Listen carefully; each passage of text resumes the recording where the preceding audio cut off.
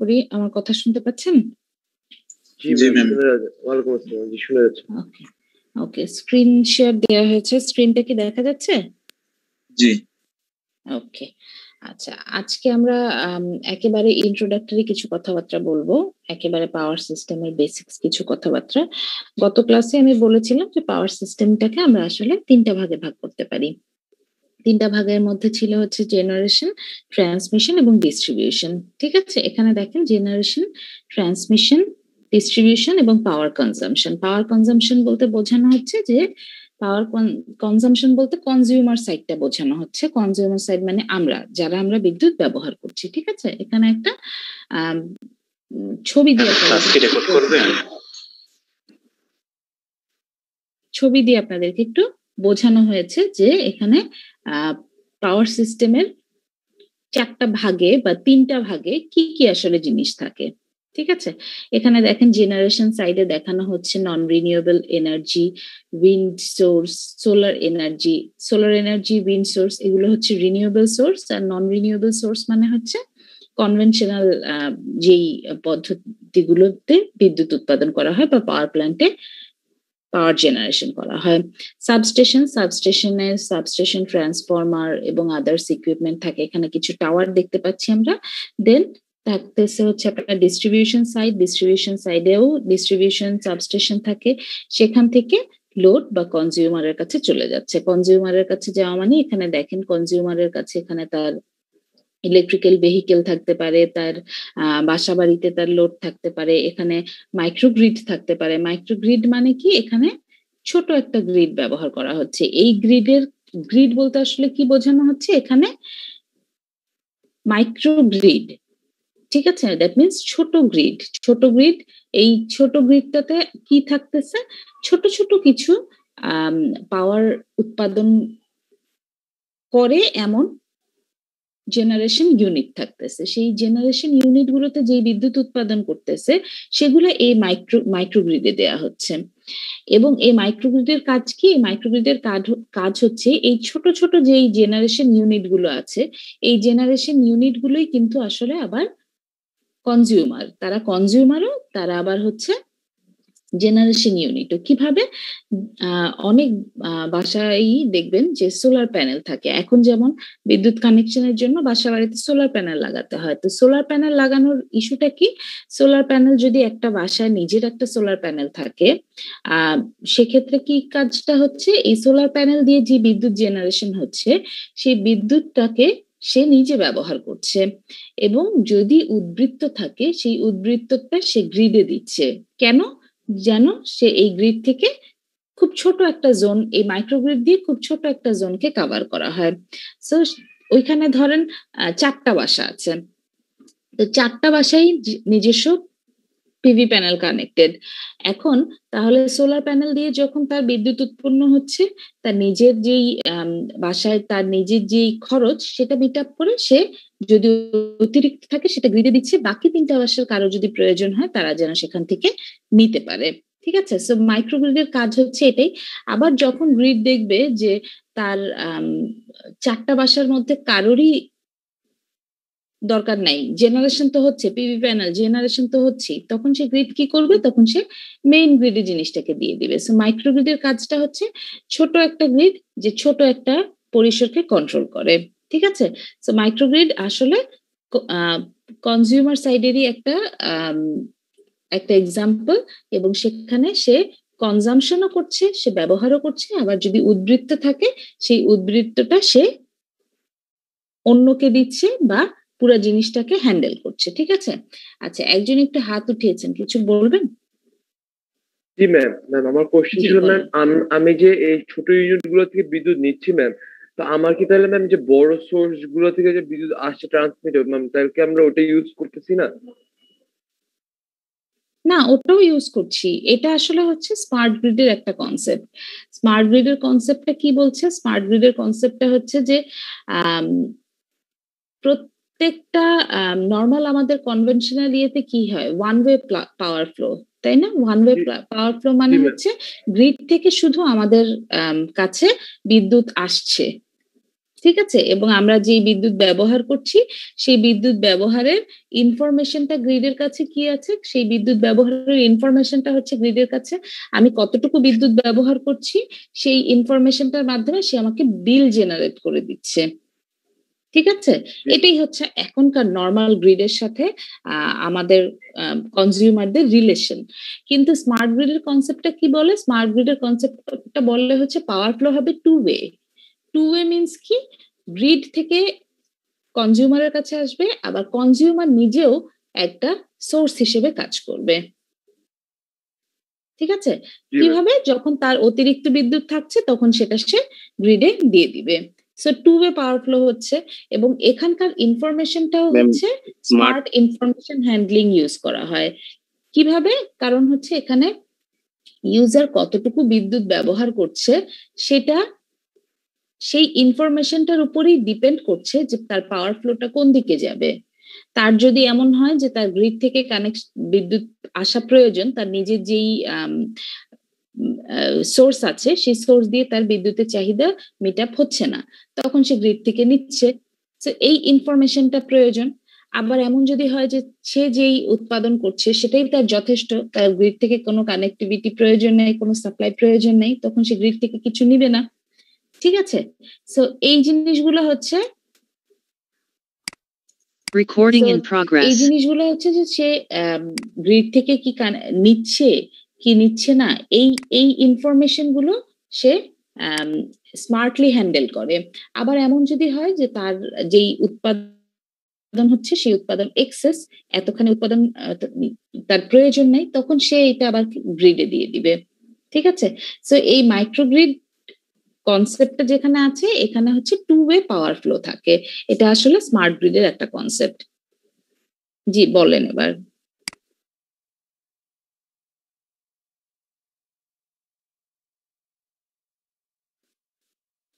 মাইক্রোগ্রিড যখন তৈরি করা হয়, মাইক্রোগ্রিডটা তৈরি করা হয় হচ্ছে ছোট একটা অংশ নিয়ে। বাসায় যে গ্রিড কানেকশন আসছে, যেটা সেন্ট্রাল গ্রিড কানেকশন আসছে, এই গ্রিড কানেকশনের সাথে আগে থাকে কি পরে থাকে আমি বুঝতে পারিনি, আরেকবার একটু কোশ্চেনটা ইয়ে করেন।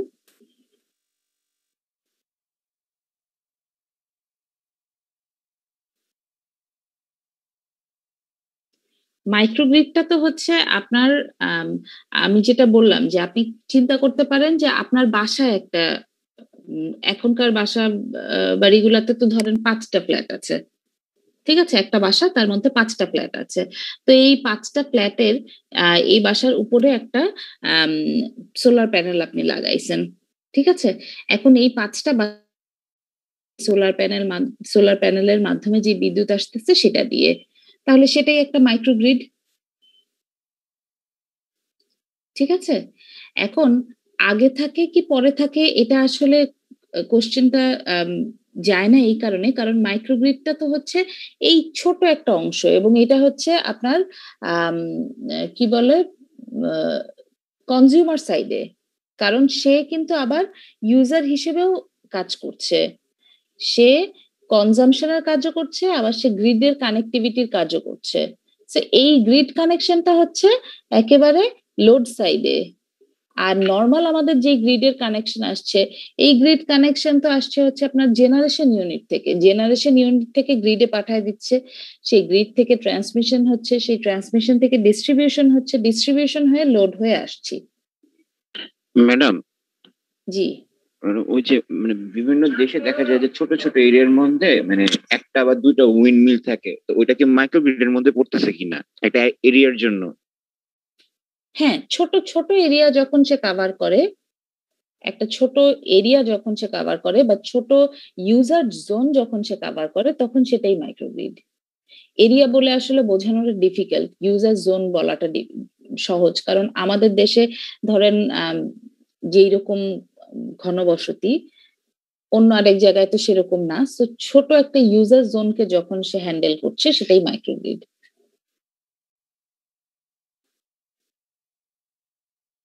অনেক জায়গায় রিনিউয়েবল এনার্জি আছে, এখন আবার অনেক জায়গায় গ্রিড ছাড়াও মাইক্রোগ্রিড আছে।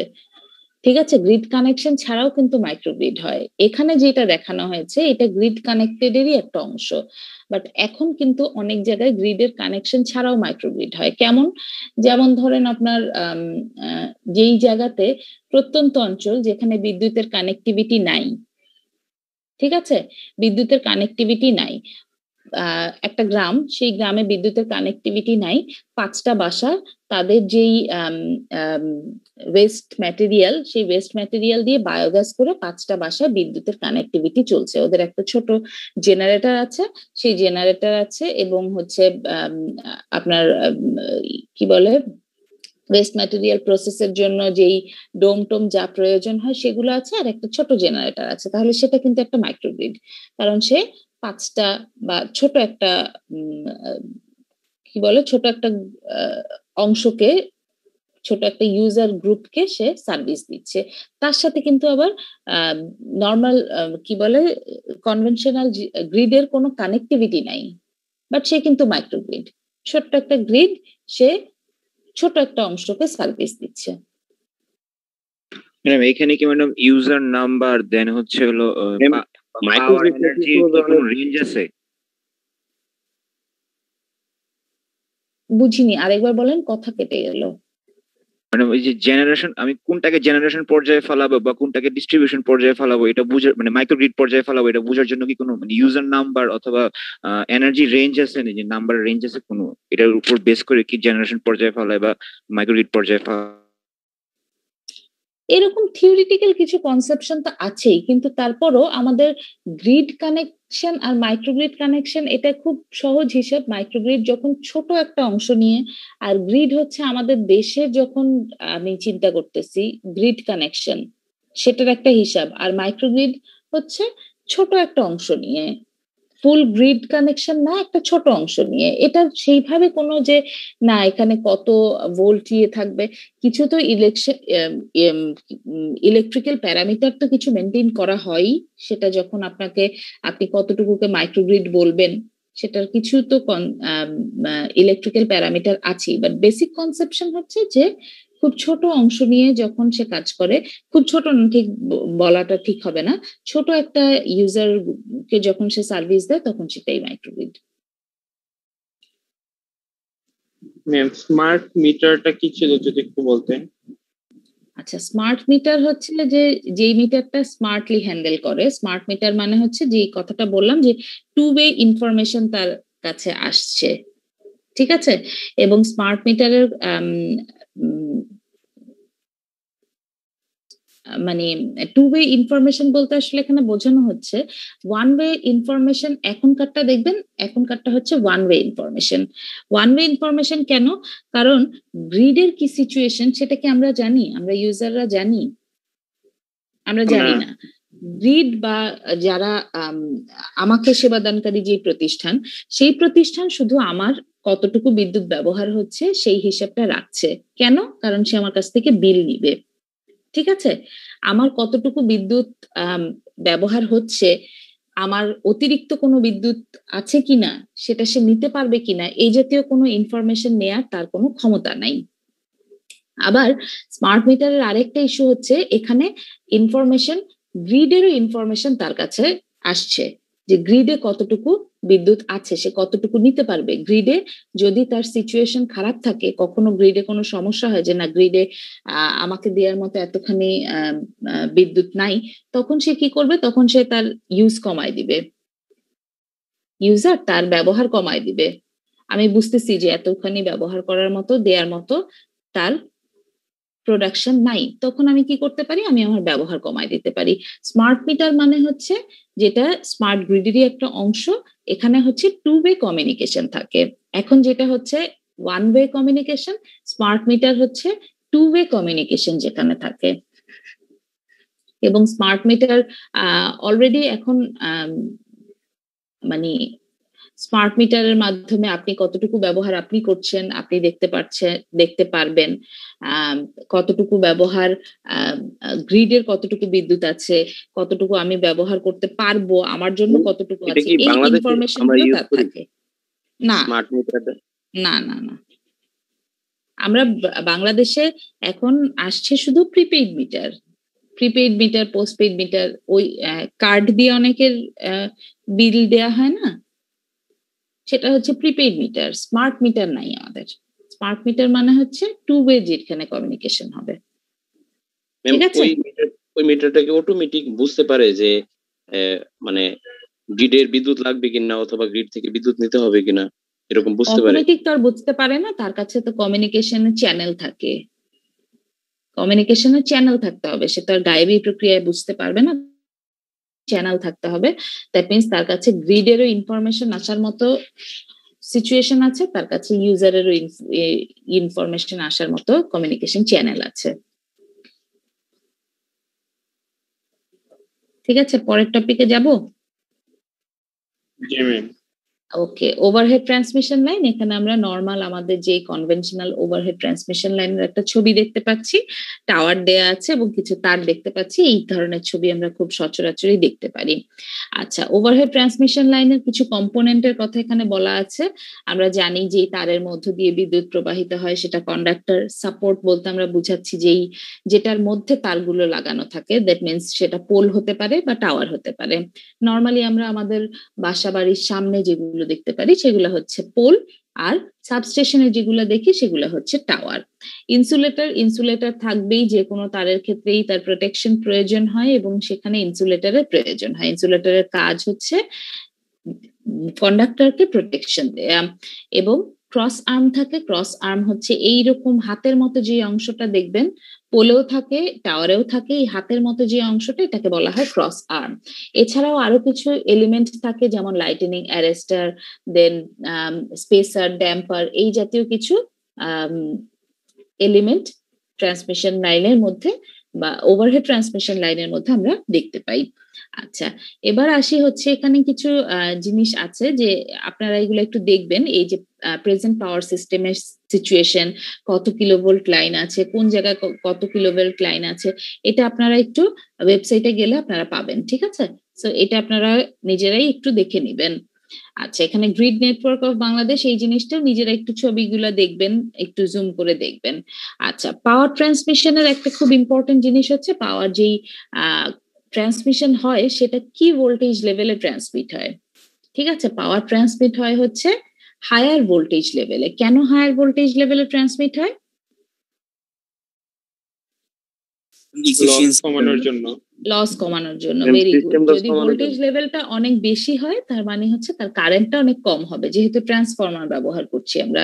ঠিক আছে, তার প্রাইমারি এবং সেকেন্ডারি সাইডের পাওয়ার থাকবে সেম। যদি ভোল্টেজ অনেক বেড়ে যায় তার মানে কারেন্ট অনেক কমে যাবে। কারেন্ট অনেক কমে যাওয়া মানে হচ্ছে তার যেই কন্ডাক্টরের ভেতরের যে লস, যেটাকে বলি আমরা আই স্কোয়ার আর লস, সেই আই স্কোয়ার আর লসটা কমে যাবে। দ্যাটস ওয়াই হাই ভোল্টেজ লেভেলে পাওয়ার ট্রান্সমিট হয়।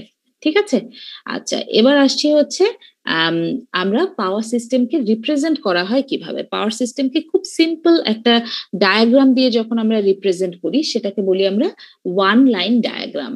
নর্মাল আপনাকে যখন একটা সার্কিট আঁকতে দেয়া হচ্ছে, ধরেন আপনাকে একটা সার্কিট, আপনি একটা সার্কিট ইমপ্লিমেন্ট করলেন, যে সার্কিটে একটা ইন্ডাক্টর আছে, একটা রেজিস্ট্যান্স আছে, একটা ডিসি, একটা সোর্স আছে, ডিসি না, একটা এসি সোর্স আছে। আচ্ছা, আপনি সিরিজে কানেক্ট করলেন, দেখতে যেমন হবে, মানে ফিজিক্যালি আপনি কানেক্ট করছেন, দেখতে যেমন হবে, আপনি সার্কিট আঁকলে নিশ্চয়ই সেরকম না। বা রেজিস্ট্যান্সটাকে আমরা যেই সিম্বল দিয়ে আঁকি, রেজিস্ট্যান্সটাকে আমরা যেভাবে আঁকি, এটা হচ্ছে রেজিস্ট্যান্সের সিম্বল। রেজিস্ট্যান্সটা দেখতে কি এরকম হয়? নিশ্চয়ই না। এটা হচ্ছে তার সিম্বল। আমরা তাকে সিম্পলিফাই করে আঁকি। একটা সার্কিট আঁকা আছে, একটা সোর্স আছে, একটা রেজিস্ট্যান্স আছে, একটা ইন্ডাকটেন্স আছে। এই জিনিসগুলো দিয়ে আসলে আমরা কি বুঝাচ্ছি? আমি এলিমেন্ট গুলোকে সহজেই চিনতে পারছি, বাট এই জিনিসটা কিন্তু আসলে আমাদের সার্কিটটাকে রিপ্রেজেন্ট করছে, বাট ডিভাইস গুলো কিন্তু এরকম না। সেরকম পাওয়ার সিস্টেমকেও খুব সহজভাবে যে পাওয়ার সিস্টেমে কি কি এলিমেন্ট আছে সেই জিনিসগুলোকে বোঝার জন্য আমরা ওয়ান লাইন ডায়াগ্রামের মাধ্যমে জিনিসটাকে রিপ্রেজেন্ট করি। এখন ওয়ান লাইন ডায়াগ্রাম জিনিসটা কি? ওয়ান লাইন ডায়াগ্রাম হচ্ছে পাওয়ার সিস্টেমের জন্য এটাকে বলতে পারি আমরা সার্কিট। ঠিক আছে, আচ্ছা, কোশ্চেন নিচ্ছি, আমি একটু শেষ করে নিই, তারপর কোশ্চেন নিচ্ছি। আচ্ছা, সো এই জিনিসটা হচ্ছে আমাদের ওয়ান লাইন ডায়াগ্রাম পাওয়ার সিস্টেমের সার্কিট, যেখানে আমরা পাওয়ার সিস্টেমের মধ্যে কি কি একটু আগের শেষ করে স্লাইডে নিই। যাওয়া যাবে? আগের স্লাইড আমি আগের স্লাইডে যাচ্ছি, আমি একটু এটা শেষ করে নিই, তারপরে আগের স্লাইডে যাচ্ছি। আচ্ছা, সো এখানে পাওয়ার সিস্টেমের যে এলিমেন্ট গুলো আছে আমি দেখেই যেন সেটা বুঝতে পারি সেইভাবে একটা ডায়াগ্রাম করা হয়। কিন্তু এখন দেখেন আপনারা কিন্তু এই জিনিসগুলো কি জিনিস আমরা জানি না। এভাবে যদি ডায়াগ্রাম দিয়ে দেওয়া হয় আমার কাছে মনে হবে এই চারকোনা বাক্সগুলা কি, এই সার্কেলটা কি, আমি বুঝতে পারবো না। সো আমাকে আগে জানতে হবে যে ওয়ান লাইন ডায়াগ্রামের জন্য আমরা যে অ্যাপারেটাস গুলো ব্যবহার করি সেই অ্যাপারেটাস সিম্বল গুলো কি কি। দেখেন এরকম যদি সার্কুলার কোনো শেপ থাকে তাহলে এটাকে বলতে পারি আমরা রোটেটিং মেশিন। যে মেশিন গুলো রোটেট করে সেই মেশিন গুলোকেই আমরা এরকম সার্কুলার শেপ দিয়ে ডিনোট করি। দেন এরকম টু উইন্ডিং যদি দেখানো হয় তার মানে হচ্ছে two winding power transformer.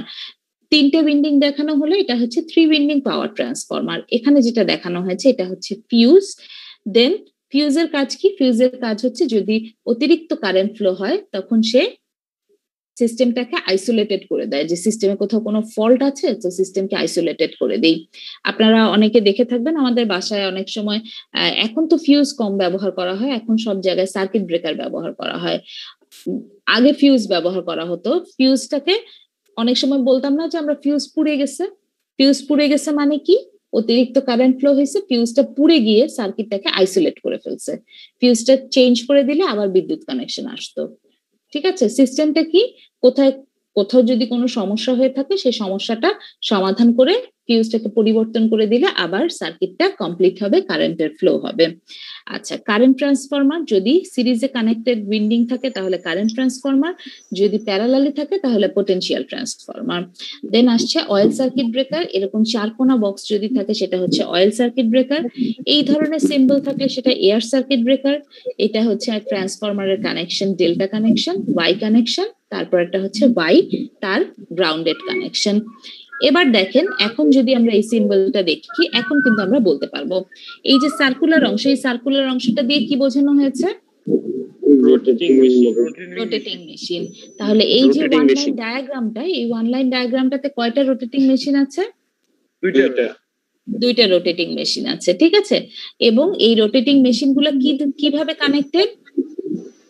Y neutral connection, ঠিক আছে, ওয়াই নিউট্রাল গ্রাউন্ড কানেক্টেড করা আছে। আচ্ছা, এবার এই যে চারকোনা বাক্সগুলো, এই চারকোনা বাক্সগুলো দিয়ে কি বুঝাচ্ছি আমরা? Oil circuit breaker. Oil circuit breaker, very good. এখানে এটা একটা মেশিন, এটা একটা লোড। এখানে অয়েল সার্কিট ব্রেকার আছে, এখানে একটা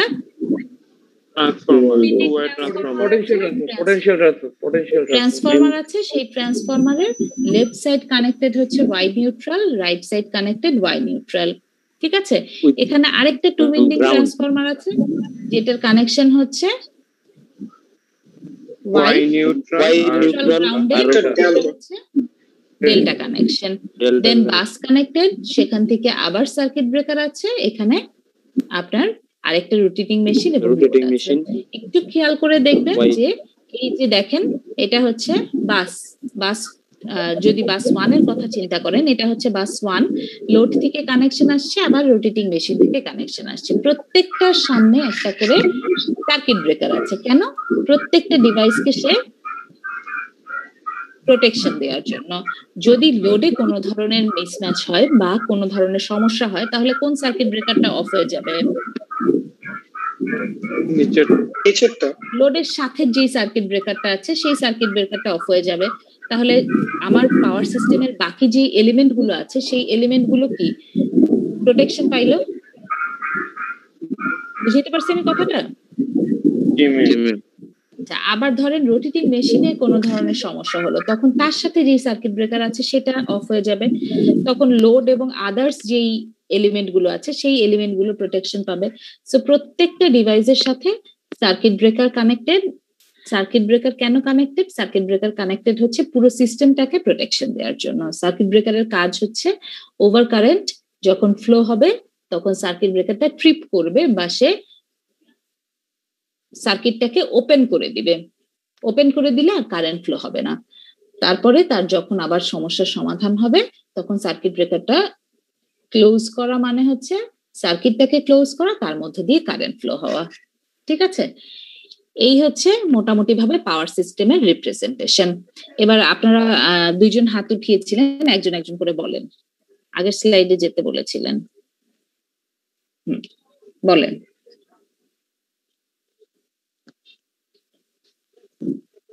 ma'am, oil circuit breaker, air circuit breaker আর নর্মাল সার্কিট ব্রেকার এগুলোর মাঝে ডিফারেন্সটা কি, আর কোনটা কেন ইউজ করি? আচ্ছা, oil circuit breaker, air circuit breaker হচ্ছে কি ধরনের ম্যাটেরিয়াল দিয়ে কাজটা করা হচ্ছে সেটা। এয়ার সার্কিট ব্রেকার মানে হচ্ছে তার ভেতরে যেই ম্যাটেরিয়ালটা থাকে, সার্কিট ব্রেকারের ভেতরে যেই এলিমেন্টটা থাকে সেটা হচ্ছে এয়ার, আর অয়েল সার্কিট ব্রেকার হচ্ছে ভেতরে যে এলিমেন্টটা থাকে সেটা হচ্ছে অয়েল। ঠিক আছে, এই দুই ধরনের সার্কিট আমরা মেইনলি ব্যবহার করে থাকি। এটা হচ্ছে আপনার দামের একটা ইস্যু আছে, অয়েলটা একটু এক্সপেন্সিভ, সো দামের ইস্যু আছে। ইনসুলেটর হিসেবে ইউজ করি। না না না, ইনসুলেটর না। এটা হচ্ছে এই সার্কিট ব্রেকারটা কিভাবে কাজ করে সেটা আসছে। সার্কিট ব্রেকার নিয়ে আমরা খুব বেশি জিনিসে যাব না। সার্কিট ব্রেকার নিয়ে আপনারা যখন 4-2 তে সুইচ গিয়ার পড়বেন তখন সার্কিট ব্রেকার নিয়ে অনেক কিছু পড়বেন। ঠিক আছে, সার্কিট ব্রেকারের কনস্ট্রাকশন কেমন হয়, কি হয়, সার্কিট ব্রেকারের এক্সাম্পল দেখবেন, আপনারা ল্যাবেও দেখবেন। আপনার আমাদের যে ল্যাব আছে, সুইচ গিয়ার ল্যাব আছে, সেখানে আপনারা সার্কিট ব্রেকার দেখবেন, সার্কিট ব্রেকার ট্রিপ করে কিভাবে সেটা দেখবেন। সার্কিট ব্রেকার নিয়ে অনেক কিছু পড়বেন। মোটামুটি ওই কোর্সটাই হচ্ছে সার্কিট ব্রেকারের কোর্স। সুইচ গিয়ার কোর্সটার নাম, সেটার কাজ মানে বেসিক্স হচ্ছে যে সার্কিট ব্রেকার কিভাবে ডিজাইনে আসলে সেখানে যাওয়া হয় না, সেটা হচ্ছে যে সার্কিট ব্রেকারটা কিভাবে কাজ করে। যখন কোনো ফল্ট হয় তখন সার্কিট ব্রেকারটা কিভাবে কাজ করে, ফল্ট সরাই দিলে সার্কিট ব্রেকারটাকে আবার কিভাবে ঠিকঠাক মতো ক্লোজ করানো যায়, সার্কিটটাকে গ্রিডে কানেক্ট করে দেওয়া যায়। ঠিক আছে, অয়েল আর এয়ারটা হচ্ছে ভেতরকার ম্যাটেরিয়াল যার মাধ্যমে সার্কিট ব্রেকারটা কাজ করে। আমরা বেসিক্যালি যেটা ইউজ করি এটা কি, মানে এয়ার বেসিক্যালি বেশি ইউজ করা হয় এয়ার সার্কিট ব্রেকারটা। ম্যাডাম, পাওয়ার সিস্টেমে কি ম্যাডাম সিম্পল ইকোটা ইউজ করা হবে আর ইউজ করা হবে না? বুঝি নাই। সিম্বল কি আমাদের ইকোটাই লাগবে, এর বাইরে তার কোনো লাগবে না সিম্বল, তাই না? মোটামুটি ভাবে এটা হচ্ছে বেসিক সার্কিটের জন্য এগুলাই লাগে। পাওয়ার সিস্টেমকে জেনারেলাইজ করতে গেলে এই জিনিসগুলাই থাকে। এই যে রোটেটিং মেশিন, আপনার এই যে আপনি এখানে যেমন এই দাগটা দিয়ে বুঝাচ্ছি হচ্ছে ট্রান্সমিশন লাইন। ট্রান্সমিশন লাইনের মধ্যে হাজারো অনেক কিছু আছে, বাট এইটা হচ্ছে পুরা সিস্টেমটাকে একটা সহজ করা। সো রোটেটিং মেশিন, তার সাথে আরো অনেক কিছু। রোটেটিং মেশিন আপনারা তো পড়ছেন, একটা সিনক্রোনাস মেশিনের ভেতরে অনেক জিনিসপত্র থাকে, বাট এটা হচ্ছে শুধু বোঝানো হচ্ছে যে একটা মেশিন আছে। ঠিক আছে, ট্রান্সফরমারের কানেকশন, এটা একটা ট্রান্সফরমারের সিম্পল কানেকশন। ঠিক আছে, এই জিনিসটা হচ্ছে পুরো পাওয়ার সিস্টেমটাকে জেনারেলাইজ করা। যেমন ট্রান্সমিশন লাইনের মধ্যে অনেক এলিমেন্ট আছে, সেগুলো এখানে আসছে না। সেটা যদি আপনি দেখাইতে যান তাহলে ওয়ান লাইন বা ডায়াগ্রাম বা সিঙ্গেল লাইন ডায়াগ্রাম দিয়ে বোঝানোটা ডিফিকাল্ট।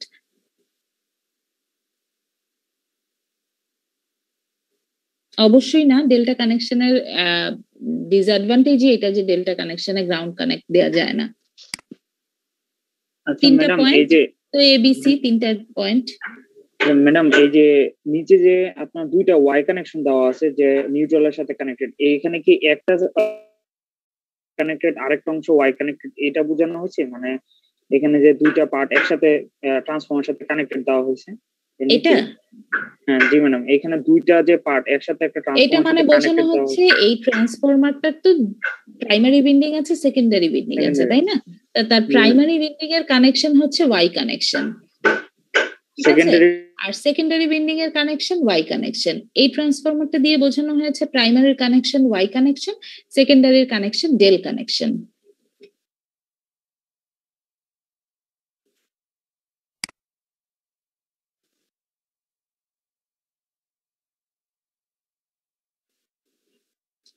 গ্রাউন্ড থাকার সুবিধা অসুবিধা কি? গ্রাউন্ড থাকার সুবিধা, অবশ্যই গ্রাউন্ড থাকার সুবিধা হচ্ছে গ্রাউন্ড হলে আপনি প্রোটেকশন পাবেন। যে কোনো কিছু আপনি গ্রাউন্ডেড করেন কেন? প্রোটেকশনের জন্য, তাই না? এখানে ম্যাডাম একটু নেটের ডিস্টার্ব দেখা গেছিল, মানে এটা আবার বলবেন? এই যে দুইটা যে ওয়াই কানেক্ট কানেকশন দেওয়া হয়েছে, এটা কি দুই সাইডে কি দুইটা অংশে কি ওয়াই কানেক্টেড দেওয়া হয়েছিল? Primary side Y connection, secondary side Y connection. পরের যে ট্রান্সফরমার এটা হচ্ছে প্রাইমারি সাইড ওয়াই কানেকশন, পরেরটা হচ্ছে ডেল কানেকশন। আর আরেকজন প্রশ্ন করলেন যেটা যে গ্রাউন্ড কানেকশন দেয়া, গ্রাউন্ড কানেকশন দেয়াটা প্রয়োজন হয়, গ্রাউন্ড কানেকশন দেয়াটা প্রয়োজন হয় সেফটি সিকিউরিটির জন্য গ্রাউন্ড কানেকশন দেয়াটা প্রয়োজন হয়। কিন্তু এক একটা জিনিসের এক এক ধরনের অ্যাডভান্টেজ আছে, ডেল কানেকশনেরও আবার কিছু অ্যাডভান্টেজ আছে, সেই জন্য কিছু কিছু ক্ষেত্রে ডেল কানেকশন ব্যবহার করা হয়। এগুলোকে জেনারেলাইজ করাটা খুব ডিফিকাল্ট। যখন সার্কিটটা ডিজাইন করা হয়, সিস্টেমটা ডিজাইন করা হয়, তখন সেখানে যেরকম প্রয়োজন, সবকিছু মিলিয়ে যেরকম প্রয়োজন হয় সেরকমই কানেকশন দেয়া হয়। ওকে, ঠিক আছে, তাহলে এই ছিল মোটামুটি আজকে আমাদের আমরা ওয়ান লাইন ডায়াগ্রাম দেখলাম। নেক্সট ক্লাস থেকে আমরা পাওয়ার সিস্টেমের বা পাওয়ার ট্রান্সমিশন লাইনের যে প্যারামিটার গুলো আছে সেগুলো হচ্ছে রেজিস্ট্যান্স, ইন্ডাকটেন্স, ক্যাপাসিটেন্স, আমরা এই প্যারামিটার গুলো নিয়ে ইনশাআল্লাহ নেক্সট ক্লাস থেকে পড়া স্টার্ট করব। ঠিক আছে? জি ম্যাম।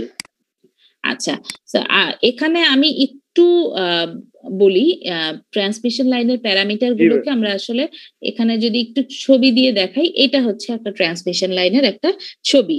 এখানে দেখেন ছোট ছোট ইউনিট যারা মার্জ করে ফুল ট্রান্সমিশন লাইনটা তৈরি করা হয়েছে, এবং প্রত্যেকটা ছোট ছোট ইউনিটের মধ্যে কি কি দেখতে পাচ্ছেন? রেজিস্ট্যান্স দেখতে পাচ্ছেন, ইন্ডাকটেন্স দেখতে পাচ্ছেন, ক্যাপাসিটেন্স দেখতে পাচ্ছেন, তাই না?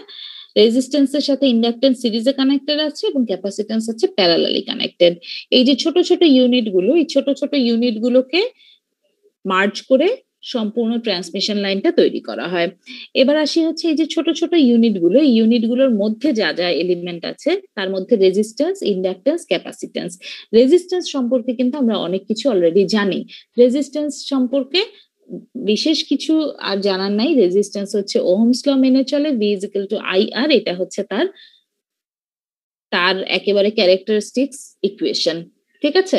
তার ভোল্টেজ, কারেন্ট এবং রেজিস্ট্যান্স এদের মধ্যকার সম্পর্ক পাই হচ্ছে আমরা যদি আমরা ওহমস লটা খেয়াল করি, V = IR।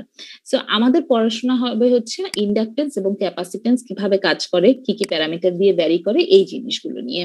সো আজকে আমরা একটু জাস্ট দেখবো যে ইন্ডাকটেন্স এবং ক্যাপাসিটেন্সের মধ্যে আসলে বেসিক ডিফারেন্স কি।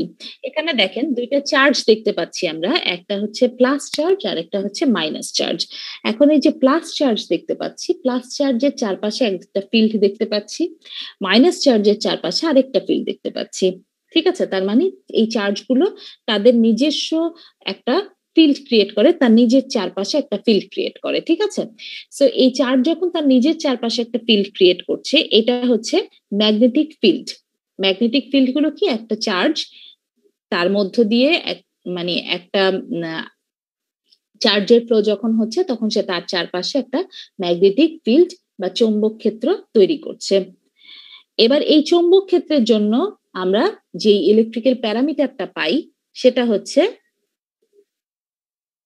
ইন্ডাকটেন্স। ঠিক আছে? ম্যাগনেটিক ফিল্ডের জন্য আমরা যেই প্যারামিটারটা পাই সেটা হচ্ছে ইন্ডাকটেন্স। আর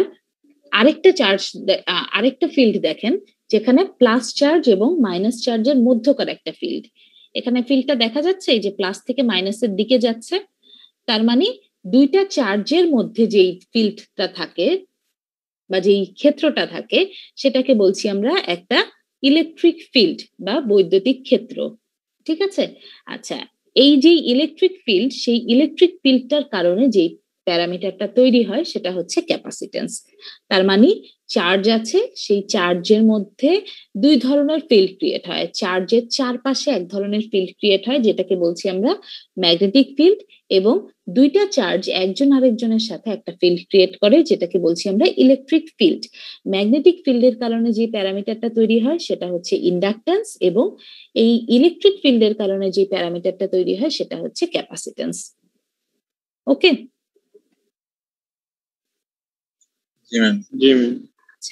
তাহলে আজকে এই পর্যন্তই। আপনাদের যদি কিছু জিজ্ঞাসা থেকে থাকে করতে পারেন। আমরা হচ্ছে নেক্সট ক্লাস থেকে আমরা শুরুতে ইন্ডাকটেন্স পড়বো, ইন্ডাকটেন্স শেষ হলে দেন ক্যাপাসিটেন্স পড়বো। জি।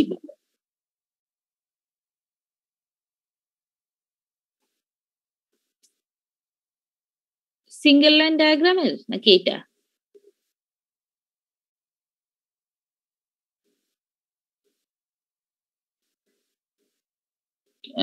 কেন ইন্ডাকশন মোটরের মতো? ও আচ্ছা, ছোট অংশগুলোকে, হ্যাঁ ছোট অংশগুলোকে আপনি বলতে পারেন, কিন্তু এইখানে আসলে ইন্ডাকশন মোটরের কনসেপ্ট আপনার দরকার নাই, অত জটিল করে চিন্তা করবেন না। আমাদের সবসময় কানেকশনে ইন্ডাকটেন্স সিরিজে কানেক্টেড হয়, ক্যাপাসিটেন্স প্যারালালি কানেক্ট হয়, এবং এই তিনটা এলিমেন্ট নিয়ে পাওয়ার সিস্টেমের তৈরি। তো সেই তিনটা এলিমেন্টকে নিয়ে এই ছোট অংশটা তৈরি করা হয়েছে। এখানে সেই ইন্ডাকশন মোটর টোটরের কনসেপ্টের কোনো ইস্যু নাই। এখানে হচ্ছে সিম্পল একটা সার্কিট, যেই সার্কিটের মধ্যে রেজিস্ট্যান্স আছে, ইন্ডাকটেন্স আছে, ক্যাপাসিটেন্স আছে। এখন এই ছোট ছোট অংশগুলো একত্রিত করেই পাওয়ার সিস্টেমের ফুল লাইনটা চিন্তা করা হয়। দেখেন এখানে দেয়া আছে ডিএক্স পরিমাণ অংশ, এক্স হচ্ছে টোটাল লাইনটা, তাহলে এটা হচ্ছে তার ছোট্ট একটা অংশ, এই রিপ্রেজেন্ট করছি আমরা এটা দিয়ে। ঠিক আছে, এখানে এলিমেন্ট গুলো হচ্ছে সিরিজ রেজিস্ট্যান্স থাকে। কি থাকে? এই যে দেখতে পাচ্ছেন ছবিটা দেখা যাচ্ছে না, এই যে রেজিস্ট্যান্স আছে, ইন্ডাকটেন্স আছে, ক্যাপাসিটেন্স আছে। না না ম্যাম, এগুলোর মিনিংটা কি বোঝাচ্ছে আর কি? ইলেকট্রিক্যাল সার্কিট, পাওয়ার সিস্টেম, যে ট্রান্সমিশন লাইনটা আপনি দেখতে পাচ্ছেন, একটা তার দেখতে পাচ্ছেন খালি চোখে, সেই তারের ইলেকট্রিক্যাল রিপ্রেজেন্টেশনটা এটা।